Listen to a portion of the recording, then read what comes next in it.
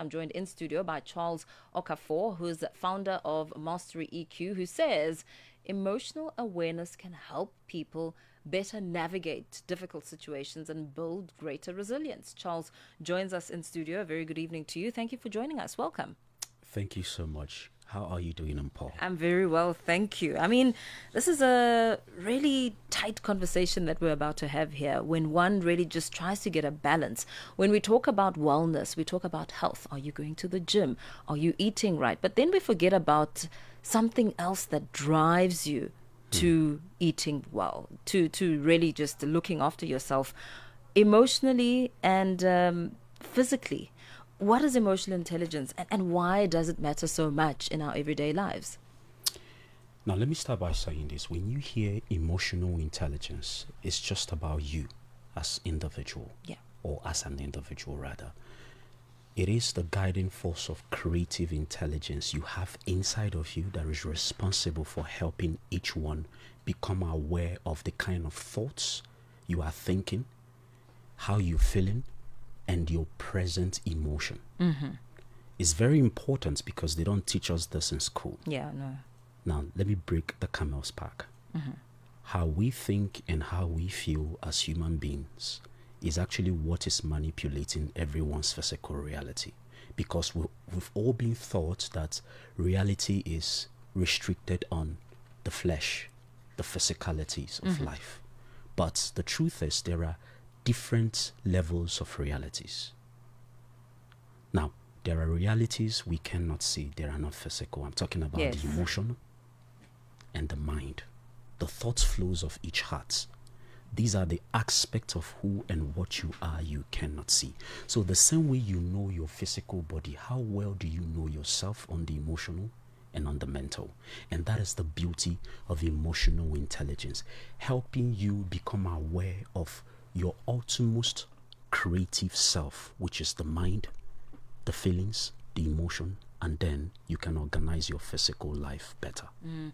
I mean, look, it sounds good on paper, but really implementing it and really trying to not detach from what you're feeling to build a better sense of being is something a lot of people may struggle with. How do you navigate that for someone to become more self-aware, monitor your thoughts, because your thoughts ultimately lead you to your day-to-day experiences? I mean, if you wake up and you have a bad day, that in itself speaks to a lot of your emotions, doesn't it? Get into the habit of constantly asking yourself those questions. Why am I thinking like this? Why should I be thinking these thoughts? Do I really want to see the result of these thoughts? Now, that would put you in a mental state of where you can either accept it or reject it. Yeah. Now, the idea is to come to know what you are thinking in the present moment and what to do with that particular thought. Because the truth is, you don't have the intelligence to control the future. I don't have the intelligence to control the past. No one can do that. But here is where the beauty of the intelligence is, because we have all the intelligence to control the present moment. And if you are not controlling life in the nowness of reality, you are not living life. You've also said that many people were never taught how to understand what they feel. What happens when one ignores or even suppresses emotions as opposed to really just dealing with them, acknowledging how you feel and then making a decision thereafter? Of course, emotions that are suppressed is like a time bomb. One day is going to explode. Yeah. Now, why do we need to become aware of emotional intelligence? Helping us to regulate our emotions, or I will use the word control our emotions rightly. Now, for instance, I could think of something and I'll tell myself, you know what, I am not going to consent. I'm not going to give these thoughts the power of my action. I will just let it pass like a passing cloud. Yes. Yeah, it's almost like people who'll say, you can't get upset at everything. You've got to choose your struggles. I mean, at you've got the end to of make the day, decision. of course, yeah. Stress has also become a part of everyday life for many. How can emotional intelligence help us respond to stress without allowing it to overwhelm us? I mean, a lot of people talk about so many remedies around anxiety and stress. I had a colleague talking about using ashwagandha to hone in and be calm, but stress in itself can be toxic. Very toxic. The truth is, natural challenges are inevitable. So the idea is to come to know yourself enough. So whatever challenges you are experiencing in the present moment, you can have the intelligence to navigate, instead of allowing life's challenges drown you in mentally, emotionally, and physically. You have the God-given intelligence to rise above natural problems and stay afloat. For instance, you could be going through financial constraints or whatever the problem might be. There are different kinds of problems, but the idea is to understand that, okay, this is a passing phase. What is life teaching me? What do I need to change so I don't experience what I'm experiencing now? Yeah, those are important questions. Very important, and that's where the healing is, because most of us do not connect to the deeper state of who we are and what we are in this life when it comes to issues like this. Right. We continue our conversation on this end with Charles Okafor, who's founder of MasteryEQ, as we really just at the tail end of August observe National Wellness Month, looking beyond physical health and asking some very important questions. How are we really doing mentally and emotionally? Charles, just before the break, you spoke a great deal about the importance of being in touch with your emotions. For someone listening who feels emotionally overwhelmed right now, what are some of the steps you would advise for someone to regain their sense of direction and alignment? You are not that emotion. There's a certain level of understanding you need to possess within your own subconscious mind. Now, why am I saying this? When you become aware that emotions are like clouds, the mind actually is a cloud, is a space, right? Thoughts are like clouds, right? So you can either choose to observe it or not. Now, it's okay to express your emotions, but don't be that negative side of yourself all the time. Why you don't have to be that negative side of your side? Because it's no longer healthy. It's going to mess your mind up, and it's going to create a lot of illness in your physiological body. Yeah, and that does happen.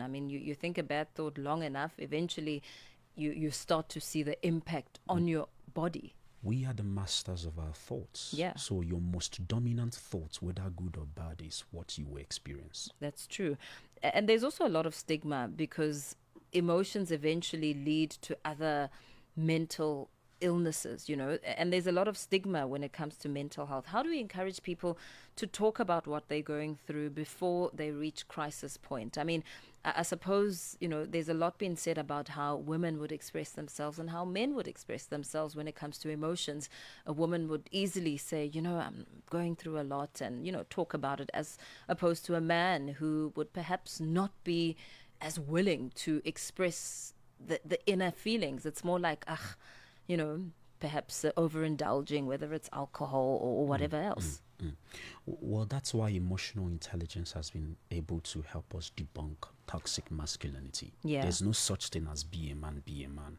In fact, that belief is the reason why, one of the major reasons why most men commit suicide, have anxiety and depression. Now, when you tell a human being not to express their emotion, it's no longer realistic. So telling a man to be a man, be a man, we are just setting them up for their own death. So we should first of all unlearn what has been indoctrinated into us, into the society, by understanding that a man is not just a man but a human being. And as a human being, you have emotion. So when someone tells you not to express your emotion, they don't mean well for you. The beauty of emotional intelligence is to guide you through your emotions. That's why it needs to be controlled. So how do we create a culture where asking for help is seen as a strength as opposed to a weakness? Surely it should be seen as somebody who's taking ownership of their emotions and seeking for help. Well, we need to constantly create the awareness, and we also urge the government and those who are capable of helping messages like this to be out there, by helping people remember that, listen, your body is a powerful force of healing machine. If you do not interfere, your body can heal itself. And that is what I am doing here, to help you remember how you can engage into that version of yourself that is already healed. Okay, going into that version of yourself that's already healed requires a lot of almost like speaking good to yourself, like good affirmations and good self-talk. How does one achieve that when you think of, almost like the two voices fighting in your mind, and how the one overcomes the other with good positive talk? There's something called self-image psychology. Mentally, what kind of image do you have of yourself? Do you have doubts, fears, worry? What is your most dominant thoughts? If what you want in your life and your most dominant thought is filled with fears, doubts, worry, anxiety, trust me, you will experience more of your negative self. But if your thoughts consist of, the good God or whatever you believe in has blessed me with the right intelligence to organize my thoughts and the affairs of my physical life, you are correct, you experience that. So whichever way, if you see yourself enough, you are enough. If you see yourself you're not enough and you can't set boundaries, you are correct.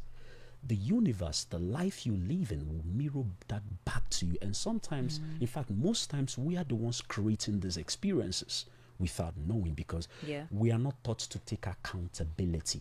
That's true. We're going to have to leave it there for now. But thank you so much, Charles. Thank you for coming in studio and speaking to us about a very important topic, as we really just learn to think positive thoughts. As much as that sounds so simple, but it is possible. Just listening to the conversation with Charles, it's all about making that decision. Charles Okafor, founder of MasteryEQ.